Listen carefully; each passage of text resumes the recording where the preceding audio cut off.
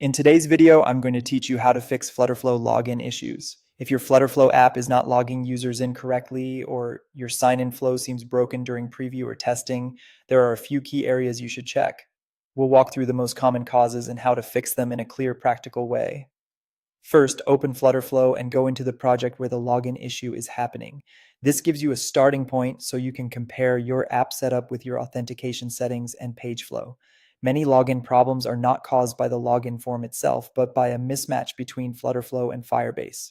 Next, go to your Firebase project and open authentication, then sign-in method. This is one of the first places to inspect because if authentication is not properly configured in Firebase, the login flow in FlutterFlow may fail even if everything looks correct in the app builder.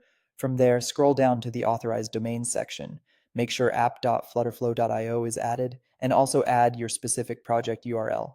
This is especially important for preview mode and browser-based testing. If these domains are missing, Firebase may block the authentication request, which often leads to login failures or unauthorized errors.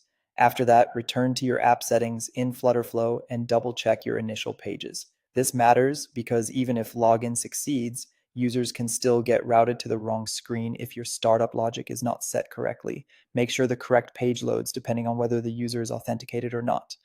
You should also verify that your splash page or auth page includes a Firebase logout action and a navigate action for users who are not authenticated. This helps reset any stale session state and ensures unauthenticated users are directed where they need to go instead of getting stuck in a broken loop or on the wrong screen. If users press the sign in button and nothing happens, the issue may be in your action chain. Often the sign in action is there, but there's no error handling connected to it. And that means the app may be failing silently. Add a way to catch and display errors so you can actually see what's going wrong. This makes troubleshooting much faster and gives users useful feedback instead of leaving them confused. The same idea applies if form submissions appear to do nothing. In many cases, the action is either incomplete, not firing properly, or failing without showing a message. Review the form action flow carefully and confirm that each part is connected and behaving as expected.